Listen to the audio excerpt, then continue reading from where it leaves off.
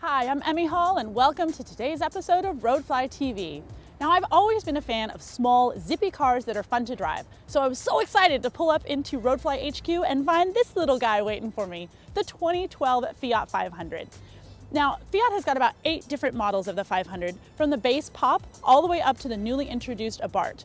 This one is the Sport, which means it's got a sportier tuned suspension and a quicker throttle response. But all of the 500s are just full of Italian style, both inside and out, and they'll make quick fun of your daily commute.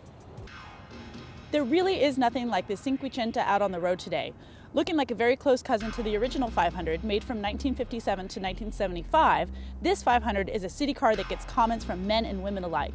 In fact, people have so many questions about this car, some Fiat dealers provide new owners with little informational cards to give to those inquiring minds. Fiat gives you a choice of 14 mid-century inspired colors, and while I didn't check the math, they claim that there are over 500,000 possibilities of colors and options, making nearly every 500 unique.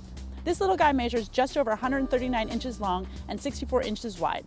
Our Sport model comes with 16-inch wheels, rear spoiler, chrome exhaust tip, and red brake calipers, and all of that helps to push that sporty Italian feeling. Under the hood, Fiat has given us a 1.4-liter inline-4 multi-air engine that's going to knock out about 101 horsepower and 98 pound-feet of torque.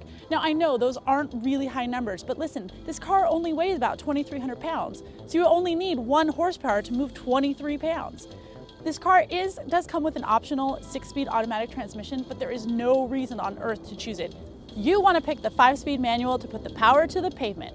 Now, all of this combined is going to give you an excellent EPA fuel rating of 30 miles per gallon in the city and 38 out on the highway. The interior of the Fiat is nothing but high, retro, modern style, and I adore it. The instrument cluster features a tachometer within a speedometer, and you'd think that'd be hard to read, but actually, you're wrong. It's really easy.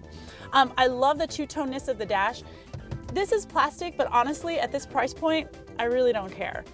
The leather-wrapped steering wheel is a little bit thicker than normal, which I think is great, and you've got your audio controls here. I'm sorry, you don't have your audio controls here. You have your cruise controls here. Now, there's no touchscreen in this car, because if you need a backup camera in this car, then you really should have your license revoked. The only other reason to have a touchscreen would be navigation.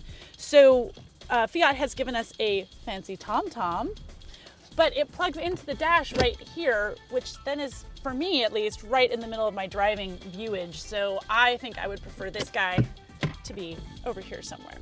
With these 50-50 rear seats folded up, you've got about 9 cubic feet of space back here. So I'm able to give it a laundry basket rating of 1.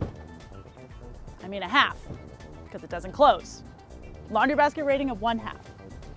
But with these rear seats folded down, that space nearly triples. It actually does triple to 27 cubic feet. So I'm able to give it a trademarked laundry basket rating of 3. But what's even more exciting is that I can give this car an Emme Hall sleeping rating of 1. Okay, just humor me, all right? So those of you who follow me on Facebook, you know that I've got a really small car and that I drive across the country every summer. Well, what you might not know is that I am extraordinarily cheap and I hate paying for a hotel room. So a big selling point for me for this car is that I would actually be able to curl up back here on those long road trips and actually get some Z's. Oh, this is great. Perfect. Could totally sleep in here. This is fantastic. So driving this car is a kick and a half, and yeah, it's a little underpowered, but listen. You can still get all cannonball run with it, which is a lot of fun. And the short wheelbase makes for a quick turn-in. Now this sport-tuned suspension's got a McPherson strut in the front and a rear beam twist axle. You've also got coil springs and dual tube shock absorbers on all 4 corners.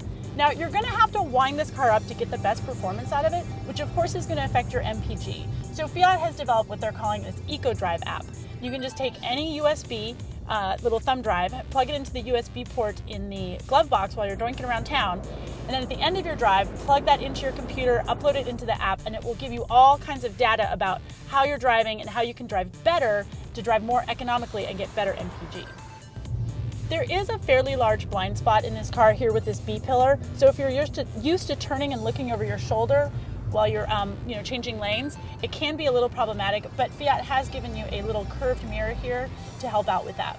Also, the gas pedal feels a little bit rubbery, and it didn't really bother me while I was just accelerating like that, but it left a little bit to be desired in any kind of heel-toe shifting that you might want to do. The steering wheel's got a little bit of play in it, but it does weight up nicely on those high-speed turns. So a lot of people equate small cars like this with death traps, and that might have been true about 50 years ago, but Fiat's done a lot to ensure that you're going to be safe on the road with a lot of bigger cars around you, right? It comes standard with 7 airbags, electronic stability control, ABS, and brake assist. So the 500 comes with hill start assist, so it will hold the car for just a split second while you move your foot from the brake to the gas. But it seems to me like a little bit of a cop-out, right? Watch. I mean, this is a car that's all about driving pleasure and being one with the car.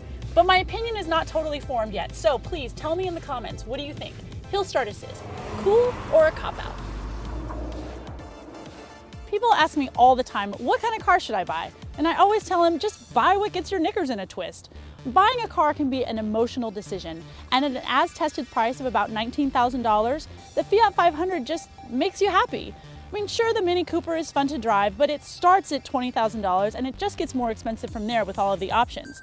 The Ford Fiesta and the Honda Fit are comparable in price and power-to-weight ratios, but they just don't make me grin. Frankly, this car makes me happy, and that is priceless. That's it for this week. I am Emme Hall. Thanks for watching. Yay! You can join our community by subscribing to our YouTube channel. Leave me your comments, because you know I like them. You can also like me on Facebook, follow me on Twitter, and view the window sticker of the 2012 Fiat 500 on RoadflyTV.com. Thank you for watching. You need the 5-speed manual and a plane. Really should be right here. Chopper!